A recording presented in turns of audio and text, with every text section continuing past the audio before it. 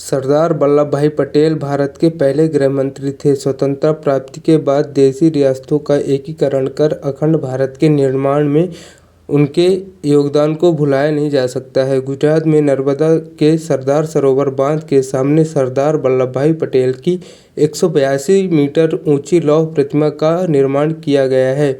भारतीय राष्ट्रीय आंदोलन को वैचारिक एवं क्रियात्मक रूप में एक नई दिशा देने की वजह से सरदार पटेल ने राजनीति इतिहास में एक अत्यंत गौरवपूर्ण स्थान पाया है। प्रधानमंत्री नरेंद्र मोदी सरदार पटेल की इस 137वीं जयंती पर इस प्रतिमा को राष्ट्र को समर्पित करेंगे। यह दुनिया की सबसे ऊंची प्रतिमा होगी। इस प्रतिमा का नाम एकता की मूर्ति स्टैच्यू ऑफ यूनिटी रखा गया है। आइए जानते हैं सरदार वल्लभ भाई पटेल के बारे में 10 बातें। सरदार पटेल का जन्म 31 अक्टूबर 1875 को गुजरात के नदियाड में हुआ।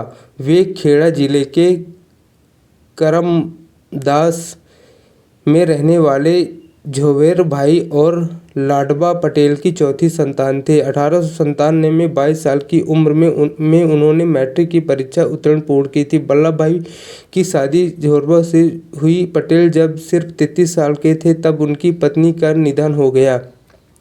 सरदार पटेल अन्याय नहीं सहन कर पाते थे। अन्याय का विरोध करने की शुरुआत उन्होंने स्कूली दिनों से ही कर दी थी। नदियाड में उनके स्कूल के अध्यापक पुस्तकों का व्यापार करते थे और छात्रों को बाध्य करते थे कि पुस्तकें बाहर से न खरीदकर उन्हीं से खरीदें। वल्लभ भाई पटेल ने इसका विरोध किया और छात्रों को अध्यापकों से पुस्तकें न खरीदने के लिए प्रेरित किया। परिणाम स्वरूप अध्यापकों और विद्यार्थियों में संघर्ष छिड़ गया। 5-6 दिन स्कूल बंद रहा। अंत में जीत सरदार की हुई। अध्यापकों की ओर से पुस्तकें बेचने की प्रथा बंद हुई।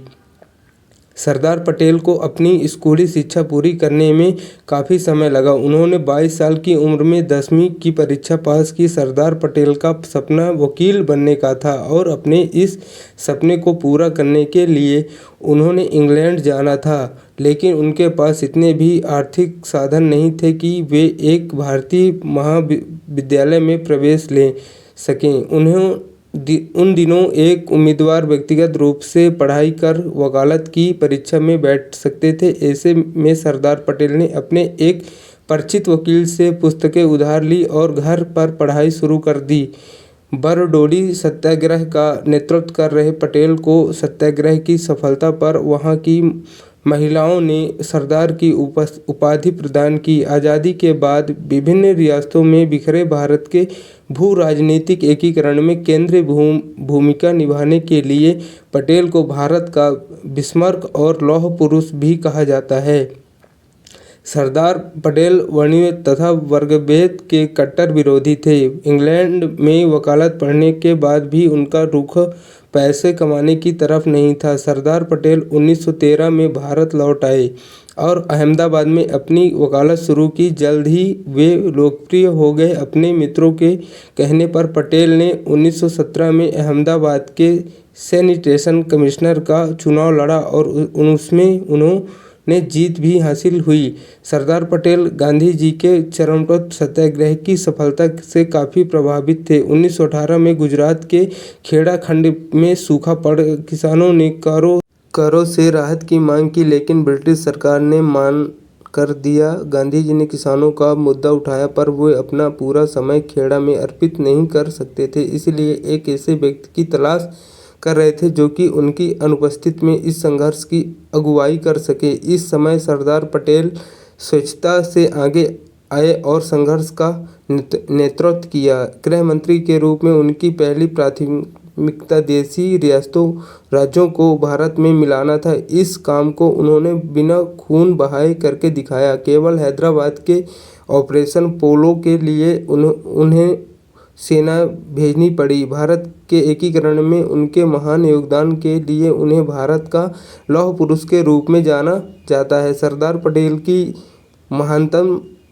महात्मा देश ने 562 छोटी बड़ी रियासतों का भारतीय संघ में विलीनीकरण करके भारत एकता का निर्माण करना। विश्व के इतिहास में एक भी व्यक्ति ऐसा न हुआ जिसने इतनी बड़ी संख्या में राज्यों का एकीकरण करने का साहस किया हो। 5 जुलाई 1947 को एक रियासत विभाग की स्थापना की गई थी। सरदार पटेल देश के पहले प्रधानमंत्री होते तो वे महात्मा गांधी की इच्छा का सम्मान करते हुए इस पद से पीछे हट गए और नेहरू जी देश के पहले प्रधानमंत्री बने। देश की स्वतंत्रता के पश्चात सरदार पटेल उप प्रधानमंत्री के साथ प्रथम गृह सूचना तथा रियासत विभाग के मंत्री भी थे। सरदार पटेल के निधन के 41 वर्ष बाद 1991 में भारत के सर्वोच्च राष्ट्रीय सम्मान भारत रत्न से उन्हें नवाजा गया। यह अवार्ड उनके पौत्र विपिन भाई पटेल ने स्वीकार किया। सरदार पटेल के पास खुद का मकान भी नहीं था। वे अहमदाबाद में किराए के एक मकान में रहते थे। 15 दिसंबर 1950 में मुंबई में जब उनका निधन हुआ तब उनके बैंक खाते में सिर्फ 260 रुपये मौजूद थे। आज़ादी से पहले जूनागढ़ रियासत के नवाब ने 1947 में पाकिस्तान के साथ जाने का फैसला किया था, लेकिन भारत ने उनका फैसला स्वीकार करने से इनकार करके उसे भारत में मिला लिया। भारत के तत्कालीन उप प्रधानमंत्री सरदार पटेल 12 नवंबर 1947 को जूनागढ़ पहुंचे। उन्होंने भारतीय सेना को इस क्षेत्र में स्थित बहाल करने के निर्देश दिए और साथ ही सोमनाथ मंदिर के पुनर्निर्माण का आदेश दिया। जम्मू एवं कश्मीर, जूनागढ़ तथा हैदराबाद राज्यों ने ऐसा करना नहीं स्वीकारा।